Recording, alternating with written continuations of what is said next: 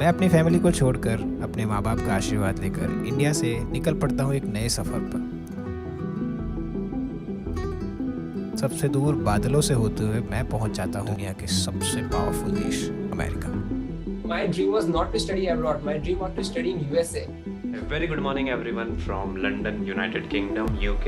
और आज मेरा मतलब दूसरा दिन है, कल शाम को। Lakhs of Indian students are moving abroad to study and the numbers are only increasing.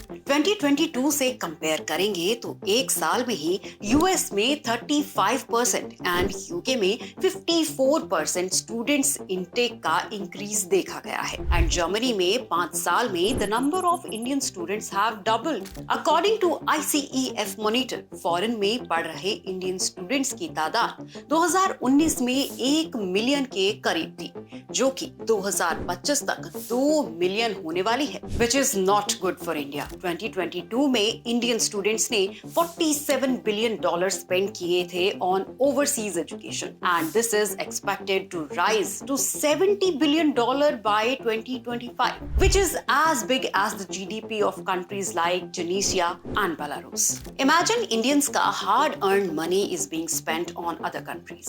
पर क्यों? आज फॉरेन कंट्रीज रिसेशन से गुजर रही हैं, जॉब लॉसेस हो रही हैं, but India has been doing well in face of it and education system में भी कई रिफॉर्म्स लाए जा रहे हैं। इन सब के बावजूद भी क्या है ऐसा जो इंडियन स्टूडेंट्स बाहर जा रहे हैं? Is our education system failing our students? Are the reforms done not enough? क्या एजुकेशन के अलावा भी कुछ फैक्टर्स हैं जो ये नंबर सिर्फ इंक्रीज ही हो रहे हैं?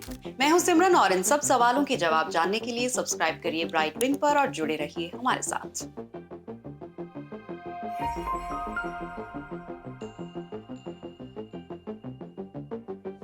इंडियन स्टूडेंट्स जो बाहर जाते हैं ये फॉरेन यूनिवर्सिटीज के लिए काफी वैल्यूएबल हैं। इन कंट्रीज में खुद की पॉपुलेशन कम है और यंग पॉपुलेशन और भी कम है।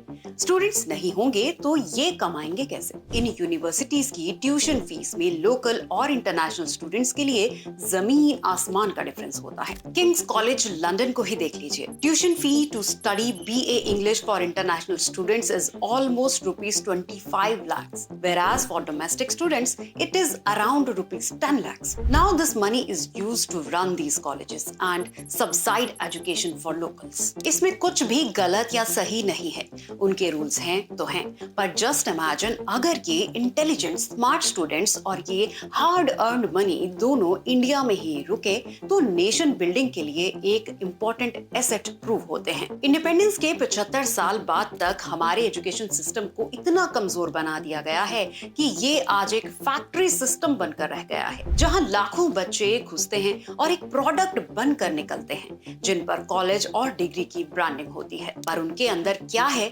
What is the quality of education we are given? Nobody has really cared for it. Education system development का fundamental part है। To ignore this is to ignore our future। इतने सालों के ignored education system के आज हम results देख रहे हैं। NSO के एक सर्वे ने हमारे एजुकेशन सिस्टम का एक रियलिटी चेक दिया when it revealed कि most Indians in the age group of 15 to 29 can't even send an email with an attachment or even copy paste and move files. Another report by Aspiring Minds says more than 80% of the engineers in India are unemployable. 95% can't code. एक और study ने ये बताया कि सिर्फ 7% MBA graduates in India are employable। और जो कुछ अच्छे कॉलेजेस इंडिया में हैं, उनमें कंपटीशन इतना ज्यादा है कि मेहनत भी फेल हो जाती है। हेल्थ मिनिस्ट्री के डाटा के हिसाब से 2021 में there were 16,14,777 people who registered for NEET exam. For how many seats?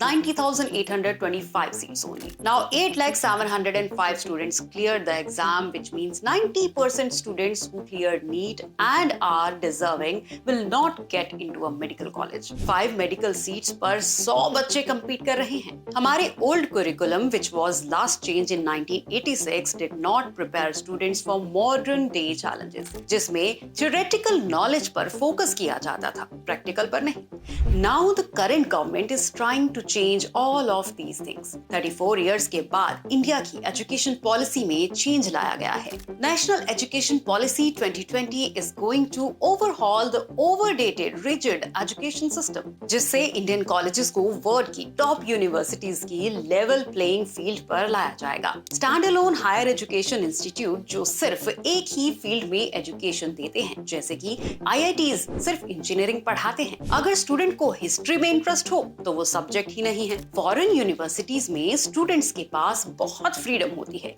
To choose the subjects they want. Science के स्टूडेंट्स आर्ट्स भी पढ़ सकते हैं, कॉमर्स के स्टूडेंट्स बायोलॉजी भी पढ़ सकते हैं। इसी मल्टी डिसिप्लिनरी अप्रोच को हमारे हायर एजुकेशन में इंट्रोड्यूस किया जा रहा है, ताकि एक स्टूडेंट की होलिस्टिक डेवलपमेंट हो सके, ज्यादा एक्सपोजर हो सके और अपनी फील्ड के अलावा और भी फील्ड्स की समझ हो सके। हायर एजुकेशन को लिबरलाइज करते हुए the government has also allowed foreign universities to establish their campuses in India. Two Australian universities, the University of Wollongong and Deakin University, have already announced their entry to India. Our government capacity building पर भी जोर दे रही है। पिछले 9 सालों में कई नए इंस्टीट्यूट सेटअप किए गए हैं। सेंट्रली फंडेड इंस्टीट्यूट्स में 25% सीट्स बढ़ाई गई हैं, बट पैंडेमिक की वजह से कुछ प्लान्स में सेटबैक्स भी आए हैं। 2014 से 2020 तक MBBS की सीट्स में भी 53% इंक्रीज आया है। IITs ने कलेक्टिवली 5000 सीट्स ऐड की हैं for undergraduate programme since 2019। ऐसे कई और रिफॉर्म्स लाए जा रहे हैं,